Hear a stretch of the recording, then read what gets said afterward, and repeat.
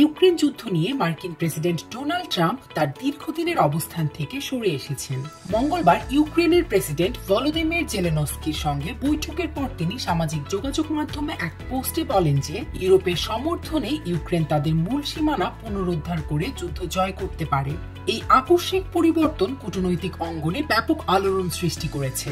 মাত্র 5 সপ্তাহ আগে আলাস্কায় রুশ প্রেসিডেন্ট ভ্লাদিমির পুতিনের সঙ্গে 3 ঘন্টার বৈঠকের পর ট্রাম্প জোর দিয়ে বলেছিলেন জেলেনস্কিকে বাস্তবতা মেনে নিতে হবে এবং শান্তির জন্য রাশিয়ার কাছে ভূখণ্ড ছেড়ে দিতে হবে। ট্রাম্প তার এই অবস্থানের পরিবর্তনের কোনো কারণ ব্যাখ্যা করেননি, তবে ইউরোপীয় কর্মকর্তাদের ধারণা এর মধ্যে তিনি এমন একটি সংঘাত থেকে নিজেকে গুটিয়ে নিচ্ছেন যা তিনি কয়েকদিন বা সপ্তাহের মধ্যে সমাধান করার প্রতিশ্রুতি দিয়েছিলেন।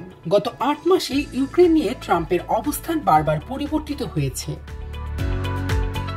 ফেব্রুয়ারিতে তিনি মার্কিন সহায়তার জন্য জেলেনস্কিকে তিরস্কার করে বলেছিলেন, আপনার কাছে কোনো তুরুপের তাস নেই। বসন্তে তিনি পুতিনের সঙ্গে সম্পর্ক গড়ে তোলেন এবং তার ওপর থেকে শুল্ক প্রত্যাহার করেন। এরপর গ্রীষ্মে আলাস্কায় তার জন্য বিছিয়ে দেন লাল গালিচা।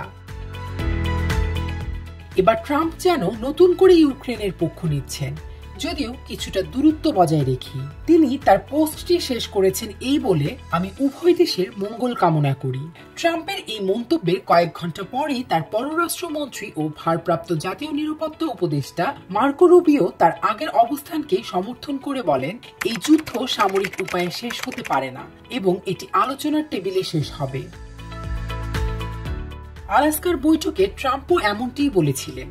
এমনকি তিনি দুই দেশের নেতাদের সঙ্গে একটি চুক্তিতে পৌঁছানোর জন্য বৈঠক করারও প্রতিশ্রুতি দিয়েছিলেন। পুতিনের ওপর যুদ্ধবিরতির চাপ দিতেও তিনি রাজি হননি, কারণ তিনি একটি স্থায়ী শান্তি চুক্তি চেয়েছিলেন। তবে মঙ্গলবার জাতিসংঘের প্রায় 1 ঘন্টা ব্যাপী ভাষণে ট্রাম্প ইউক্রেন সংঘাত নিয়ে সংক্ষেপে কথা বলেন। তিনি তার পুরনো কৌশল থেকে সরে এসে পুতিনের প্রতি হতাশা প্রকাশ করে লেখেন, রাশিয়া 3.5 বছর ধরে উদ্দেশ্যহীনভাবে এমন একটি যুদ্ধ চালিয়ে যাচ্ছে যা একটি প্রকৃত সামরিক শক্তির জন্য 1 সপ্তাহেরও কম সময়ে জেতা উচিত ছিল। তিনি আরও বলেন, পুতিন এবং রাশিয়া মারাত্মক অর্থনৈতিক সংকটে রয়েছে।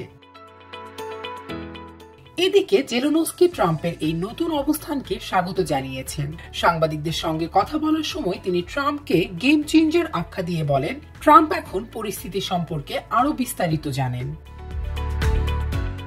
তবে ট্রাম্পের এই পরিবর্তন কতটা কার্যকর হবে তা এখনই বলা কঠিন, কারণ তিনি ইউক্রেনের জন্য শত শত বিলিয়ন ডলারের সামরিক সহায়তা পুনর্বহালের প্রতিশ্রুতি দেননি। তিনি শুধু বলেছেন, আমরা ন্যাটোকে অস্ত্র সরবরাহ চালিয়ে যাব, যেন তাদের ইচ্ছে মতো তা ব্যবহার করতে পারে।